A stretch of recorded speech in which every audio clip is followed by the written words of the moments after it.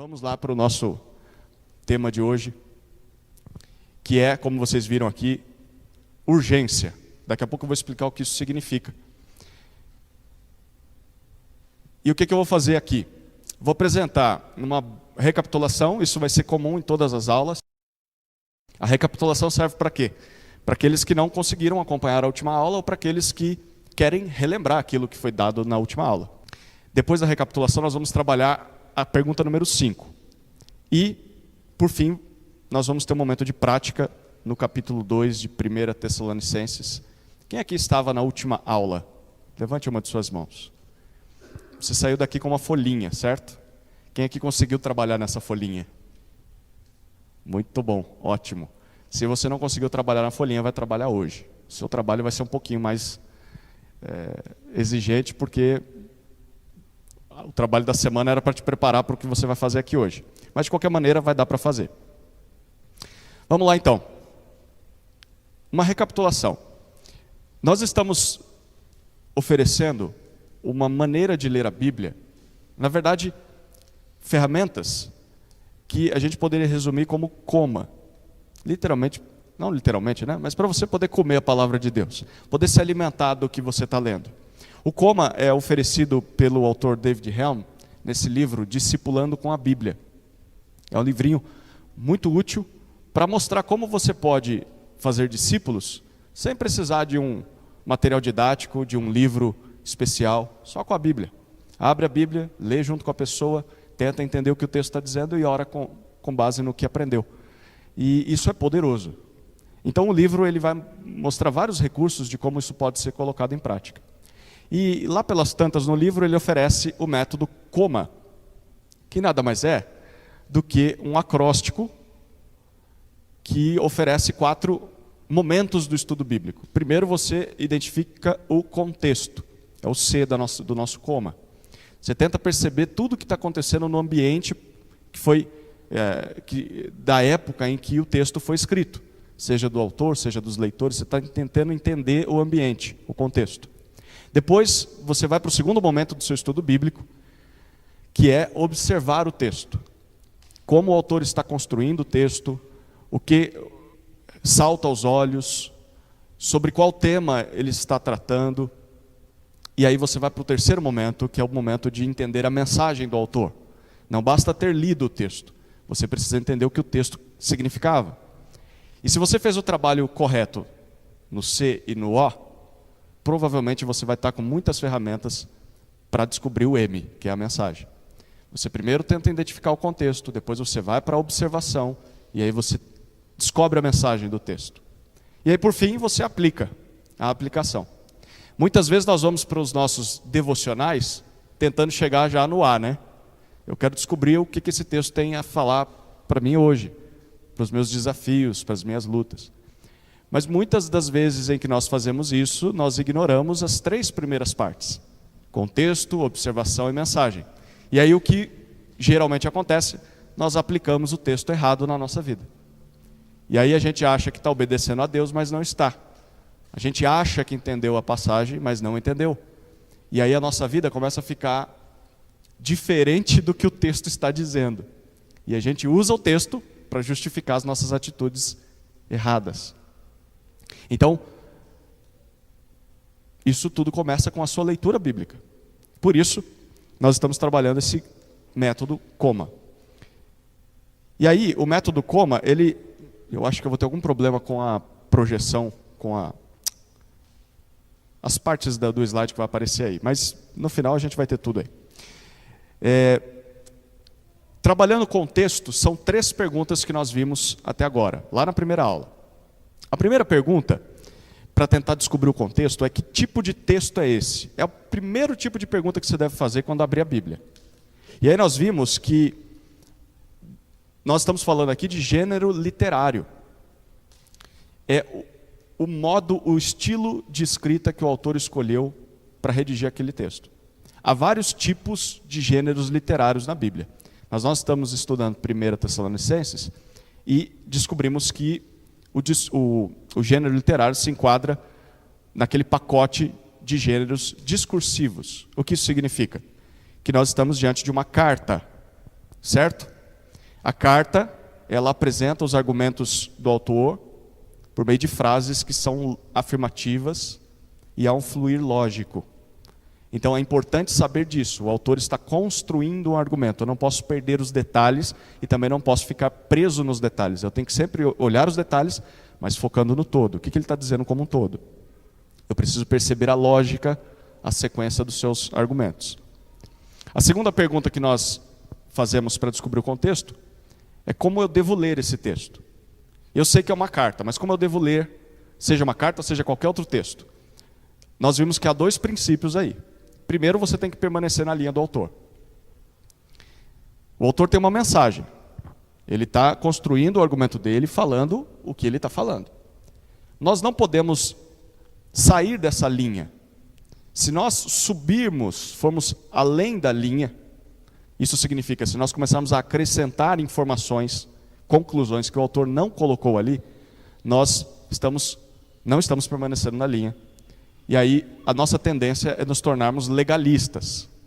Então o texto diz uma coisa, mas nós dizemos, mas eu acho que ele tem mais coisa por aí. Tem coisas por trás desse texto. E, bom, eu penso que a gente poderia colocar mais isso aqui e mais isso. Enfim, muito do nosso costume cultural no Brasil é legalista.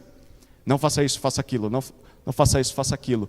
E aí você pergunta, mas qual a base bíblica para isso? A pessoa mostra um texto para você que não tem nada a ver com aquilo.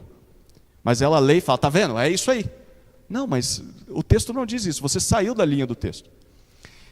Em contrapartida, se você retira coisas do texto, o peso de algumas informações importantes, se você diminui o conceito que o autor está dando para alguma coisa, você tende a ficar abaixo da linha. Então agora você desce. E aí é o liberalismo, né? O tirar o significado do texto. E aí o texto se torna subjetivo. Né? O que significa para você não significa para mim. Você lê dessa maneira, eu leio de outra. Né? Esse negócio aí de isso é pecado, mas era pecado na época. Hoje em dia as coisas mudaram, as épocas mudaram e tal.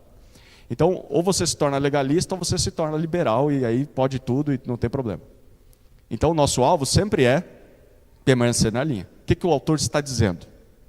Mas ele não está dizendo de outras coisas. Eu queria saber sobre outras coisas, mas ele não está falando sobre essas outras coisas. Então se contente com isso. Foque no que ele está dizendo. É isso que nós devemos fazer na nossa leitura bíblica. O segundo princípio é permitir que o texto molde os nossos pressupostos. Ainda dentro da segunda pergunta, como eu devo ler esse texto? Você está lendo um texto, e aí na sua leitura você se depara com uma palavra que confronta aquilo que você acredita, ou uma ideia que confronta aquilo que você acredita. O que você faz? Ou você ignora aquilo e continua acreditando naquilo que você acreditava, e você diz para o texto, tudo bem, Deus diz isso aqui na Bíblia, mas eu discordo. E aí você continua vivendo a vida como se nunca tivesse esbarrado nesse texto. O problema é que você dificilmente vai voltar para ele, né? Você não gosta muito desse texto. Ou a segunda opção é você ignora aquilo que você acredita. E aí você confronta o que você acredita. E você diz, espera aí, Deus está dizendo que é assim. E eu sempre acreditei assado. Mas o texto está dizendo que é assim. Então agora eu tenho um dilema, eu tenho um conflito. E eu vou ter que lidar com isso. Então eu permito que o texto molde aquilo que eu acredito. Porque se você não permitir que isso aconteça, a sua leitura bíblica não vai servir de nada. Eu vou repetir isso, se você não permitir que o texto molde o que você acredita, a sua leitura bíblica não vai servir de nada. Porque se você acredita, isso é frase de um teólogo antigo, se você acredita só naquilo que você gosta na Bíblia, aquilo que você não gosta você rejeita, não é na Bíblia que você acredita, não é no Evangelho que você acredita, é em si mesmo. Você gosta demais do que você gosta, do que você acredita. Nós estamos aqui não para fazer aquilo que nós gostamos ou acreditamos, mas para descobrir o que Deus espera de nós. Então você tem que permitir que o texto mude aquilo que você acredita. E não é fácil. Muitas vezes a gente perde noites de sono lidando com passagens difíceis. Deus, como pode ser isso? E muitas vezes Deus não responde, né? Ele só diz, é isso aí. Lida com isso aí. E acho que todos nós aqui temos questões teológicas não resolvidas, né? Aqueles textos que a gente foge deles, porque eles confrontam demais a gente. Pois é um desafio de ser leal ao texto, permitir que ele molde os nossos pressupostos. A terceira pergunta, para descobrirmos contexto, é o que estava acontecendo naquela época. Só depois de entender que texto eu estou lidando, como eu devo ler esse texto, aí então eu vou tentar descobrir o que estava acontecendo naquela época. A gente leu toda a carta de 1 Tessalonicenses, e o que nós estamos sugerindo não é que você vá direto para um comentário, para uma bíblia de estudo. Esse é um atalho. Mas se fosse para falar de atalho, eu não precisava dar aula. Eu só ia falar, gente, compra esse livro, e ele vai ler o livro. Mas eu não estou aqui oferecendo atalho, nós estamos desbravando a floresta juntos. Vamos cada um pegar o seu facão e vamos cortar esse mato aí. Para você ter as ferramentas para trilhar o caminho sozinho, sem precisar de atalhos. Porque quando você descobre as maravilhas do texto bíblico, elas se tornam muito mais vívidas para a sua vida, não é verdade? Quando você percebe, nossa, é isso que o texto diz, que prazer que dá ler a Bíblia, do que simplesmente ler uma frase de um autor que descobriu aquilo, mas agora ele está te oferecendo já de mão beijada. Então, eu gosto muito de um irmão que certa vez chegou para mim e disse assim, pastor, eu tenho gostado muito das pregações, a maneira com que o texto é lido, com que ele é explicado e aplicado. Mas deixa eu dizer uma coisa, fazer isso aí que você faz, até eu faria. Se eu tivesse o tempo que você tem durante a semana, eu prepararia algo assim. E eu dei um glória a Deus e falei, é isso aí mesmo, meu irmão. Porque o que eu estou fazendo é o que eu quero que você faça também. Se você tivesse mais tempo, que você chegasse a essas conclusões. E realmente, assim, eu não sei se ele falou no bom sentido ou no mau sentido, não sei se era um elogio ou uma crítica. Mas eu fiquei feliz. Eu recebi como um elogio, não pela maneira com que eu estava pregando, mas dele ter entendido de que se ele tivesse mais tempo, ele conseguia chegar àquelas mesmas conclusões. Mais tempo de estudo. Então, o meu alvo é esse. Que vocês olhem e falem, mas isso aí eu consigo fazer? Ótimo! Então faça durante a semana. Não se resuma apenas a ouvir uma pregação de domingo. Estude a Bíblia durante a semana. Com certeza vai ser muito proveitoso. Então o que estava acontecendo na época? Eu não vou para comentários. Eu fico com o texto. Ah, mas tenho dúvidas, coisas que o texto não responde. Deixa isso para um segundo momento. Anote as dúvidas, mas não vença essa tentação de ficar saindo do texto tentando achar resposta em outros lugares. Deixe que o texto tente responder essas perguntas. Depois nós vamos para o ódio e observação, já falamos sobre isso. A observação contempla duas perguntas. A pergunta número 4 e número 5. A pergunta número 4 é como é que o autor organizou as suas ideias. Então tentei entender já o ambiente, já sei como eu devo ler o texto, já sei que isso é uma carta, e aí agora eu começo a perceber como o autor está estruturando o seu pensamento. Então, essa ideia de organização passa pelo conceito de estrutura. O que é estrutura? É a forma escolhida pelo autor para transmitir a sua mensagem através de ideias menores. Então, essa é a característica da carta. Se a gente tivesse em outro gênero literário, a estrutura de outro gênero literário seria diferente. Mas na carta, o que o autor está fazendo? Ele quer chegar lá. Então, eu estou aqui, quero chegar até o João lá na porta. Para que eu chegue até a porta, eu vou escolher um dos dois caminhos aqui. Ou vou por esse corredor, ou vou por aquele. Se eu for por esse aqui, eu não vou por aquele. Se eu for por aquele, eu não vou por esse. Aí, eu começo a dar passos. Eu posso dar passos mais rápidos, ou mais devagar. Eu posso ir de lado, de frente, tentar ir de costas. Há várias possibilidades, e eu vou ter que escolher uma. Então, quando nós estamos lendo um texto, nós estamos tentando descobrir quais as possibilidades, quais os caminhos que o autor tentou ou utilizou para chegar do outro lado, para transmitir a sua mensagem. Então, pegando essa ilustração para um texto, vamos supor que eu seja o autor de uma carta e eu quero que a minha mensagem chegue até o João, que está lá na porta. Então, eu escrevo o meu texto, escolhendo. Vou por aqui, vou falar sobre isso. Aí aqui eu vou correr um pouquinho mais. Aqui eu vou mais devagar, porque eu acho que o João vai ter que prestar bastante atenção nessas palavras. Aqui eu vou contar uma historinha, para que ele entenda o que eu estou querendo dizer. Depois eu volto com uma conclusão. É isso que o autor está fazendo na carta, até que minha mensagem chegue ao João. e ele entenda claramente o que eu queria dizer. Ficou mais ou menos claro o que significa a estrutura? A maneira com que o autor está escolhendo transmitir a sua mensagem. Então ele vai construindo isso. E o nosso papel nesse momento é identificar isso. Porque a importância da estrutura é que se nós entendermos as ideias menores, nós vamos compreender a mensagem principal. Se nós entendermos cada passo que o autor está dando, para onde ele está indo, no final você olha de cima, sabe quando você tem aquelas imagens panorâmicas da cidade, quando passa no noticiário, né? O helicóptero está gravando tudo de cima, você consegue ver o todo. Quando você está apenas em uma das ruas, você só vê a sua rua. Mas quando você vê de cima a imagem do mapa, você fala, ah, minha rua leva até ali, que leva para essa rua, que leva para o meu trabalho, para a escola, para a igreja, para a casa do meu amigo, do meu pai, da minha mãe. Você consegue ver o todo. É isso que a gente está tentando ver na estrutura. Ver as pequenas ruas, os pequenos passos e depois juntar tudo isso. Aí nós chegamos na quinta pergunta, que é ainda na observação, que é a que a gente vai responder hoje. Qual era o pecado ou a necessidade dos leitores? Ou, em outras palavras, qual era o problema dos leitores? A gente vai falar mais sobre isso hoje, então não vou desenvolver muito. Depois nós temos a sexta e a sétima pergunta, que é sobre mensagem. Agora a gente está tentando descobrir a mensagem do texto.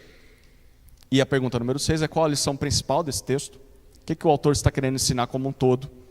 Sétima pergunta é o que tudo isso tem a ver com Jesus? Essa aula particularmente vai ser bem legal, sobre o que o texto significa à luz do que Jesus fez. E por fim você chega na aplicação, respondendo a oitava pergunta. O que Deus espera de nós? Então assim, mesmo que a gente ainda esteja na pergunta 5, ainda faltam as outras aulas, se você pegar essas perguntas, colocá-las do lado do texto bíblico, no seu momento devocional com Deus, separar meia hora que seja, e tentar responder essas perguntas, só com o texto que você tem em mãos. Mesmo que não seja tudo no dia só. No primeiro dia você responde a primeira pergunta, no segundo dia a segunda pergunta. Eu garanto para você que a sua leitura vai ser muito mais produtiva do que se você ficar se alimentando só de devocionais, de leituras rápidas. Com certeza isso vai te ajudar muito a ler a Bíblia. Então, mas eu não quero ficar preso a isso. Se você não tem o hábito de ler a Bíblia porque acha difícil de entender a Bíblia, comece por isso.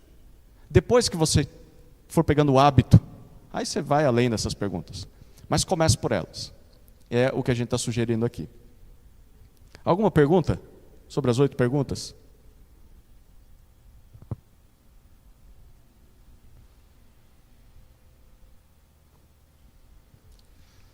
Está todo mundo afiado? Ou calado apenas? Vamos lá, vamos tratar o conteúdo de hoje.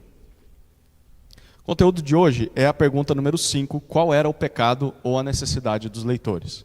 Como eu disse, já vou jogar todo o slide aí, senão vai dar problema. Eu vou caminhando com vocês aí. A pergunta número 5, em outras palavras, é qual era o problema dos leitores? Ela contempla um princípio do prega-palavra que é o princípio da urgência. Esse aqui é apresentado pelos autores com vários nomes diferentes, mas nós escolhemos urgência por causa do significado disso aí. Olha o que está à frente da urgência aí.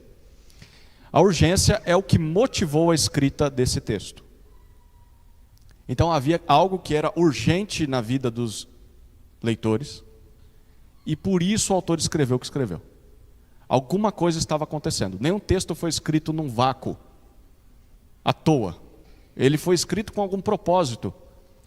O que estava acontecendo na vida dos leitores? Eles precisavam de orientação, é isso que a gente diz. Algo que necessitava de uma resposta, talvez eles tinham dúvidas, ou eles precisavam de alguma orientação. Então, quando você está olhando para o texto, você está tentando descobrir qual é o problema deles. A importância disso, de tentar descobrir isso, é que, apesar de que os tempos mudaram, o ser humano continua o mesmo. A gente só tem mais tecnologia hoje. Mas o ser humano é o mesmo corrompido desde aquela época, porque nós continuamos pecadores em um mundo caído. Essa é a nossa semelhança com Caim e Abel, por exemplo. Pecadores em um mundo caído. Essa é a nossa semelhança com a época do rei Davi, do rei Salomão, os crentes daquela época. Pecadores em um mundo caído. Tinham seus dilemas culturais da época, históricos, mas eram pecadores em um mundo caído. Então, quando nós descobrimos a urgência dos leitores originais, qual que era o problema na vida deles, isso pode ser equiparado aos nossos problemas hoje. Então, a urgência do texto pode ser a nossa hoje. O problema dos leitores originais, o problema daqueles nossos irmãos de 3.000 anos atrás, 2.000 anos atrás, podem ser os mesmos problemas nossos, apenas com uma roupa diferente. O problema é o mesmo. E a solução, então, também é. Se eu descobrir qual que é o problema, o texto está ali para oferecer a solução. Então, você já está percebendo qual que vai ser o próximo passo, né? Eu estou lendo o texto, estou tentando descobrir qual era o problema lá. Aí eu descobri qual era o problema. Próximo passo é descobrir qual que é a solução para esse problema. Ótimo. Aí o que eu faço? Trago isso para os meus dias de hoje. Este problema que acontecia lá, continua acontecendo hoje? Sim. E aí você vai identificar como ele acontece hoje, na minha vida, na vida das pessoas ao meu redor, na vida da nossa igreja, na sociedade. Então a solução que Deus ofereceu naquela época, porque Deus preservou a palavra dele para nós até hoje, é a mesma solução que ele quer oferecer para a nossa época. É claro, isso vai ter contornos, aplicações diferentes, né? Quando Jesus está dizendo, se o teu olho te faz pecar, arranque e jogue fora. Claro, ele não está sendo literal, ele está usando de uma figura de linguagem, mas naquela época ninguém tinha um smartphone na mão, ninguém tinha um celular. Provavelmente para aquele judeu do primeiro século que está ouvindo isso e tem um problema com... E as mulheres também não se vestiam quase nuas como se vestem hoje. Mas é muito comum no Oriente Médio, hoje em dia as mulheres quase mostram tudo, né? Mas é muito comum no Oriente Médio homens serem tentados pelos pés das mulheres, porque os pés são cobertos o tempo todo. Então, simplesmente olhar para um pé da mulher, o homem já pode estar pecando. Imagine que essa era uma época que mais ou menos a tentação do judeu do primeiro século era essa. Então, onde ele via os pés de uma mulher? Olhando para baixo, né? No momento em que talvez por algum vento, alguma coisa, a sua roupa levantasse e ele visse o tornozelo dela, né? Então não posso olhar para... nos nossos dias, o princípio é o mesmo. Se o teu olho te faz pecar, arranca. Então para de olhar. Mas o meu problema não é pé, até porque as mulheres hoje é rasteirinha, chinelo, né? Então, mas o meu problema é isso aqui, ó, o celular. A aplicação vai ser diferente. Para o judeu do primeiro século é para de olhar para baixo. Para o cristão do século 21 é para de olhar para o seu celular sozinho, de madrugada. Você sabe que você vai pecar. Faz sentido? O problema é o mesmo, porque o homem continua sendo pecador no mundo caído. A solução sempre vai ser a mesma. A aplicação dela é que pode mudar, porque os tempos mudam. Certo? Estamos juntos? Então o texto está resolvendo um problema, a gente está tentando descobrir. Basicamente, eu quero oferecer para a gente, pelo menos para começar, 2 motivos básicos. Se você fizer a sua leitura bíblica, você vai perceber que sempre os motivos vão, na maioria das vezes, pender ou para um lado ou para o outro. Por que o texto está sendo escrito? Para resolver 2 tipos de problemas. O primeiro problema são pecados específicos. Pecados claros. Claramente desobediência a Deus. Esse é o mais fácil de perceber no texto. É quando o autor começa a confrontar pecados. Como, por exemplo, a ganância, a rebeldia, a incredulidade, a imoralidade, o orgulho, a arrogância, a ira. a murmuração. Então isso é muito fácil perceber no texto. E sinceramente é muito fácil também perceber na nossa vida. Esse talvez é o mais fácil de se fazer. De olhar para o texto e estar dizendo, olha, ele está confrontando a ganância. As pessoas são gananciosas hoje ainda? Sim, então provavelmente a solução é mais fácil de identificar e de aplicar para os nossos dias. Mas nem todo o texto está confrontando o pecado. Há momentos em que o autor também está lidando com o segundo tipo de motivo, que são necessidades humanas. E do que ele está falando quando ele trata sobre isso? Sobre consequências da queda. E quando eu digo isso, eu estou colocando no jogo um outro tipo de situação que não seja pecado, mas a gente sofre por causa dessas situações. Coisas pelas quais nós não sejamos culpados, mas experimentamos. Olha alguns exemplos. Tudo isso por causa do pecado. Desde que o homem foi expulso do jardim do Éden, os cardos e abrolhos crescem. Do suor do rosto nós comemos o nosso pão. Nós vamos morrendo aos poucos até que voltemos ao pó. Certo? Então, essas coisas não são necessariamente resultado de um pecado direto nosso, mas resultado da queda da humanidade como um todo. Olha alguns exemplos. A aflição, o medo, a doença, o luto, o desconhecimento da vontade de Deus, por exemplo, a ignorância. Eu não sei o que Deus pensa sobre isso. Você não sabe por causa da queda. Mas aí o que você vai fazer com essa sua ignorância? Continuar ignorante? Não, você vai buscar tentar achar uma solução. Então o fato de não saber não é culpa sua. Mas se você percebeu que não sabe e continua nessa ignorância, aí você se torna culpado também. Mas inicialmente, não necessariamente é pecado. Um pai, por exemplo, que tem o desejo de ser um melhor pai. Ele quer conhecer mais sobre isso. Então é uma necessidade humana. Se ele não tivesse caído em pecado, se a humanidade não tivesse caído, ele não teria essa preocupação, mas ele tem. As limitações físicas, limitações de intelecto, são resultados da queda. Então, os leitores originais podiam não estar pecando, mas podiam estar sofrendo as consequências da queda e precisando de uma resposta. Como é que eu lido com isso? Como é que eu lido com essa situação? Eu não sei. E o autor também está tentando resolver esse problema. Então, basicamente, se você reparar, a maioria dos textos trata sobre uma das duas coisas ou as duas juntas. Pecados que havia no meio do povo, ou necessidades que eles tinham, de coisas que eles não eram culpados, mas estavam lá. E eles tinham que aprender a lidar com isso, com a ausência, com a dor, com a doença. Como é que eu lido com isso? O texto bíblico está aí para oferecer resposta. Faz sentido? Há muitos pregadores que enfatizam apenas um lado, né? Sabe aquele pregador que sempre que prega só pancada? Só exortação, exortação, exortação. Parece que ele só vê pecado. Mas tem os outros que também, quando prega, só esperança. É isso aí, não sei o que e tal. Mas o texto está mostrando um pecado aqui. Mas ele, não, vamos lidar aqui, a graça de Deus e tal. Tem que ter equilíbrio também. Na nossa leitura bíblica precisa ter e na pregação também. A gente vai de acordo com o que o texto está dizendo. Se o texto está confrontando pecado, vamos confrontar pecado. Se o texto está dando esperança, direção, vamos dar esperança e direção. Esse é mais um dos motivos do porquê pregar a Bíblia sequencialmente, capítulo a capítulo de um livro.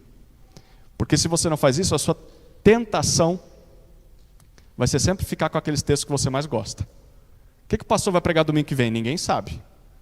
Ele vai trazer alguma coisa para a gente aí. Qual que foi a escolha dele? Um texto que ele se sente mais confortável.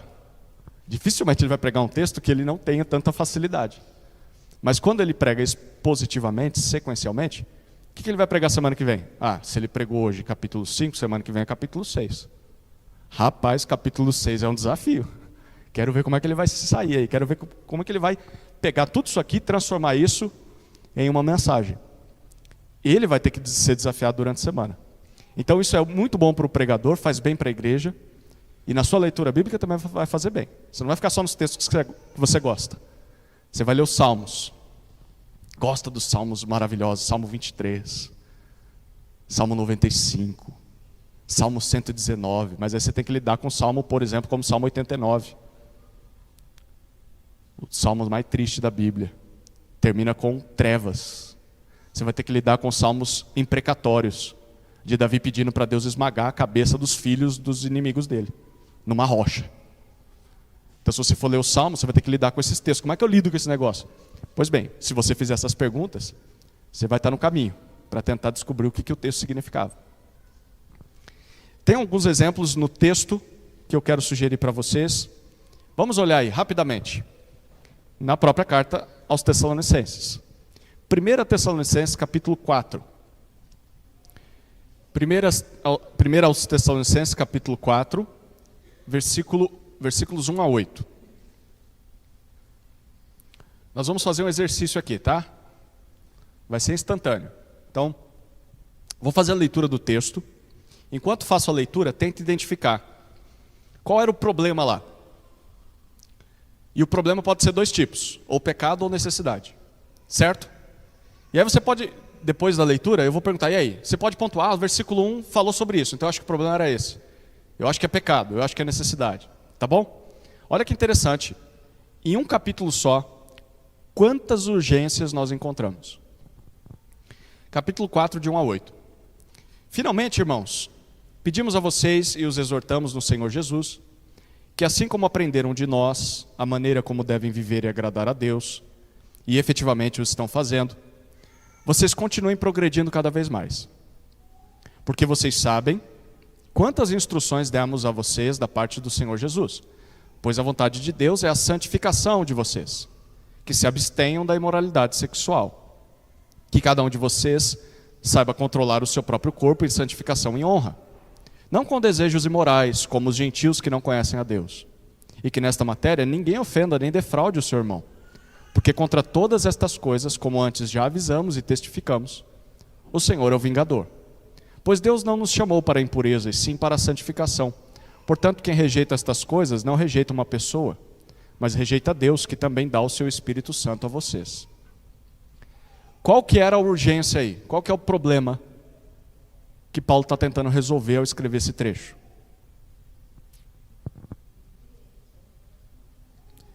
Certo? A irmã Ivone destacou obediência ou desobediência. Qual que é o problema lá? Imoralidade, certo? E ele dá instruções para que eles deixem a imoralidade e passem a obedecer a Deus em santificação, certo? Então, a urgência desse trecho está mais para pecados ou mais para necessidades? Pecado, certo? Agora olha o próximo texto, a partir do versículo 9 até o 12. Quanto ao amor fraternal, não há necessidade de que eu lhes escreva, porque vocês mesmos foram instruídos por Deus a amar uns aos outros. E na verdade vocês já estão fazendo isso em relação a todos os irmãos em toda a Macedônia. Porém, irmãos, exortamos vocês a que progridam cada vez mais e se empenhem por viver tranquilamente, cuidar do que é de vocês e trabalhar com as próprias mãos como ordenamos, para que vocês vivam com dignidade à vista dos de fora e não venham a precisar de nada. E agora, qual que é o problema que a gente vê aí? Por que ele está escrevendo esse texto? Qual que era a situação dos leitores ali? A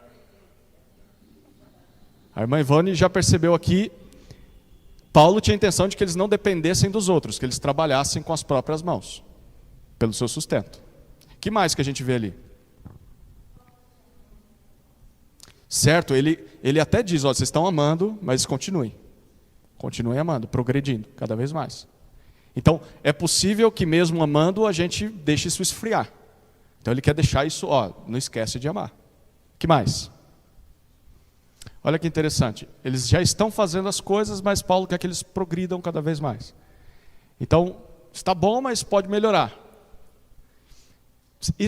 Diga, irmã.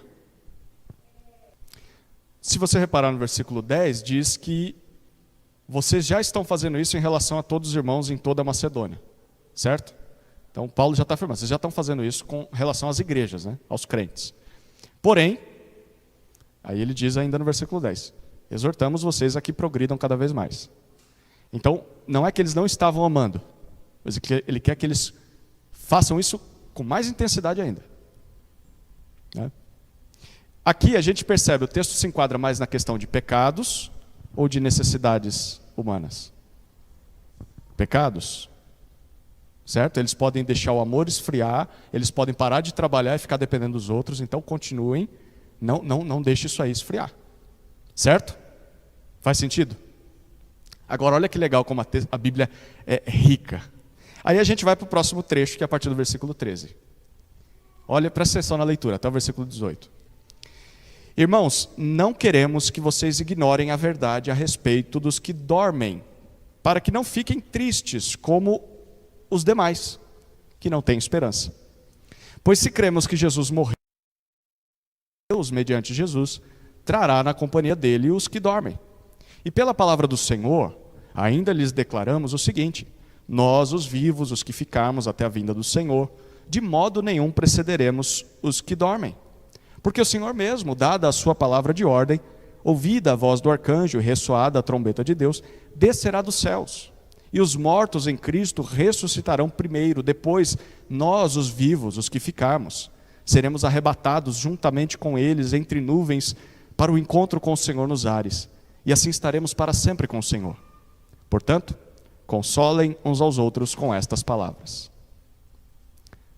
Qual era agora a situação deles? Qual o problema que eles estavam enfrentando?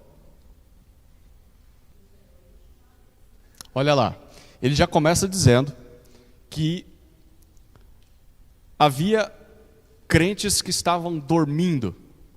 E a gente percebe que essa é uma maneira carinhosa de se referir a quem já morreu. Né? Ele diz, os crentes morreram aí. E aí isso estava deixando eles aflitos, né? Como aqueles que não conhecem a Deus. Então ele diz, eu não quero que vocês sejam ignorantes nesse assunto. Então ele conta um pouquinho sobre o que vai acontecer no último dia. Certo? E aí, com base em tudo isso, o que Paulo quer provocar neles? Que eles façam com toda essa informação. Que eles façam congressos e conferências para discutir escatologia. É isso? Que eles fiquem divididos, né? Eu acredito no milênio. Ah, não, o milênio não vai ser assim, não vai ser assado e arrebatamento. Vamos fazer um filme, vamos fazer livro. É isso que ele está querendo produzir? O que ele quer produzir na vida da igreja com base em tudo que ele falou? Esperança. Tenham esperança. E aí, o que eu faço com essa esperança? No finalzinho do texto, o que ele diz para eles fazerem uns com os outros? Animar, consolar uns aos outros com isso. Pega a escatologia, pega a doutrina das últimas coisas e não usa para discutir com o outro, para brigar com o outro. Usa isso para encorajar quem está sofrendo porque perdeu um ente querido no Senhor. Era isso que você deveria fazer com teologia das últimas coisas. Agora, olhando para isso, a igreja estava nesse assunto mais no lado do pecado ou mais no lado da necessidade? Necessidade. Está vendo como é rica a palavra de Deus? Que delícia, você está lendo, já foram 2 exortações, né? Uma contra a imoralidade, a outra, olha, continue amando e trabalhando. Mas agora ele fala, mas eu vou falar com aqueles que estão sofrendo porque perderam entes queridos. Maravilhoso isso, né? E aí você tem, eu vou pular um trecho aí, vamos para o 12, 5, 12 a 22, um último exemplo. Agora parece que Paulo pega uma metralhadora e ele começa a atirar. Olha lá cada projétil aí. Irmãos, a partir do versículo 12, capítulo 5, 12 a 22. Irmãos, pedimos que vocês tenham em grande apreço os que trabalham entre vocês, que os presidem no Senhor e os admoestam. Tenham essas pessoas em máxima consideração, com amor, por causa do trabalho que realizam. Vivam em paz uns com os outros. Também exortamos vocês, irmãos, que admoestem os que vivem de forma desordenada, consolem os desanimados, amparem os fracos e sejam pacientes com todos. Tenham cuidado para que ninguém retribua aos outros mal por mal. Pelo contrário, procurem sempre o bem uns dos outros e o bem de todos. Estejam sempre alegres. Orem sem cessar. Em tudo deem graças, porque esta é a vontade de Deus para vocês em Cristo Jesus. Não apaguem o espírito. Não desprezem as profecias. Examinem todas as coisas. Retenham o que é bom. Abstenham-se de toda forma de mal. Olha aí, quanta coisa. Qual era a urgência aí? Qual é o problema deles que Paulo está resolvendo? Ou os problemas, né? Quais que você percebe aí?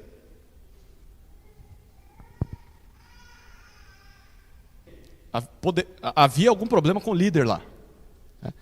Não do líder para com a igreja, mas da igreja para com o líder.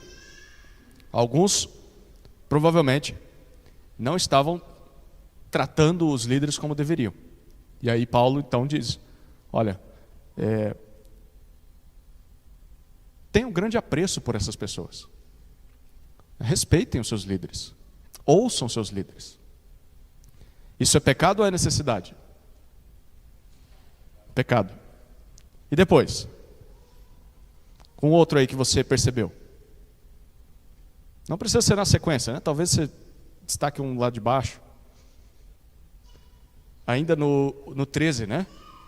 Então, além da questão de que alguns poderiam estar sendo desrespeitosos e submissos à liderança, também tinha gente que estava brigando lá, né? Pecado ou necessidade? Vocês precisam viver em paz uns com os outros. Pecado. Que mais? Sim, versículo 15 fala sobre vingança, né? Ainda bem que é uma situação só daquela época, né? A gente não vive com esse problema de tentar devolver mal por mal, né? Eles, não todos, mas poderia haver, e Paulo achou por bem escrever, então tinha gente que tinha problema com isso, em perdoar, em fazer o bem para pessoas que fazem mal para eles. O texto que a gente vai estudar hoje, na segunda parte, fala um pouco disso. A gente dá para imaginar quem é que fazia mal para eles e que tipo de mal que eles sofriam. E aí ele diz, depois de tudo, né? Tome cuidado para que vocês não façam a mesma coisa. Não retribuam mal por mal. Né? Fazer o bem entre os crentes e também com os lá de fora. Pecado ou necessidade? A vingança. Pecado. O 14 é muito interessante, né? Tem muita coisa no 14. Ele pede para que toda a igreja admoeste ou exorte, chegue perto de algumas pessoas. E para cada tipo de pessoa haveria um tipo de tratamento diferente. Na igreja tinha gente que vivia de forma desordenada. E aí o que ele diz para fazer com essa turma? Vai e exorta, admoesta. Aí tinha o segundo grupo que eram os desanimados. O que a gente faz com o desanimado? A gente vai lá e humilha mais ele. Fala, você não vem para a igreja, meu? Tem que ler a Bíblia, tem que orar. Você está doente assim por causa... É para fazer isso com o desanimado? Talvez tudo isso seja verdade, mas a primeira coisa que você faz desanimado é anima, encoraja o homem. Né? Depois que ele... Aí agora você começa a bater, né? Porque ele já está de pé, mas ele está deitado. Não chuta o cachorro morto, né? Ajuda o cachorro a levantar. Então anima aí o desanimado. Então a gente tem que ter sabedoria também para saber que situação a pessoa está vivendo, né? E aí tem um terceiro caso também, que eram os fracos, né? Pessoas que estavam fracas. Ele não diz que tipo de fraqueza era essa, mas diz o que deveria ser feito. Ampare ele. Ampare o fraco. E aí, no final, ele joga o pacote para todo mundo, né? Com todo mundo você deve ser paciente. Mas eu não tenho paciência com aquele irmãozinho, meu. São 15 anos de igreja fazendo a mesma coisa. Paulo diz, tenha paciência com ele. Tenha paciência. Tenha paciência com aquele irmão, aquela irmã, aquele idoso, aquela criança. Tenha paciência com todos. Pecados ou necessidades? Tá vendo? A gente tem a pegadinha aqui, né? Porque o que vive de forma desordenada é pecado ou necessidade? Pecado. Aquele que está, qual que é o próximo aí? Não, desanimado, pecado ou necessidade? O que precisa ser feito com ele? Consolar. Então, oferece encorajamento para ele.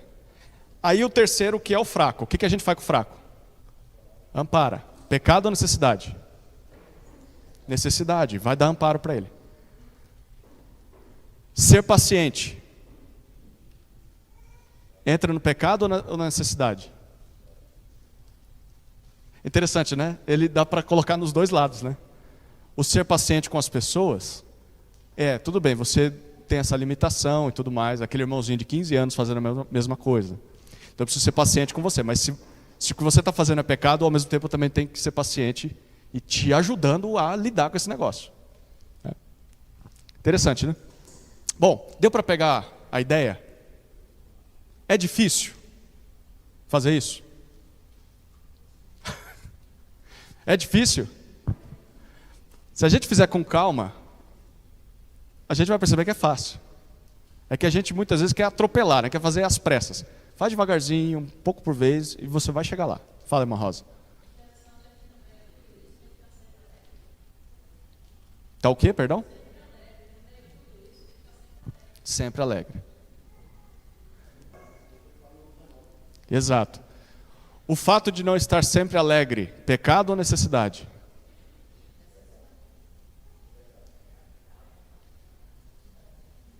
Eu não vou responder não, vocês vão ter que chegar a essa conclusão. Qual que ele diz, não atrapalhem, qual que é o versículo 19? 19 é não apaguem o espírito. Na versão do Antônio está como não atrapalhem. Apagar o espírito, ou atrapalhar o espírito, pecado ou necessidade? Pecado. Muito legal, né? Mesmo que você não consiga identificar se é pecado ou necessidade, você está vendo que esse era o problema. E se é o problema, tem a solução no texto. E se é um problema e tem a solução na nossa vida também. Então hoje o fato de não estarmos alegres o tempo todo, como Paulo está dizendo, é um problema na nossa vida. Então vamos descobrir como possamos ficar alegres. Leia a carta. Leia essa carta e você vai descobrir como que você pode ficar alegre mesmo sofrendo. Que é o que a gente vai descobrir um pouquinho hoje. Tudo bem, gente? Deu para pegar a ideia?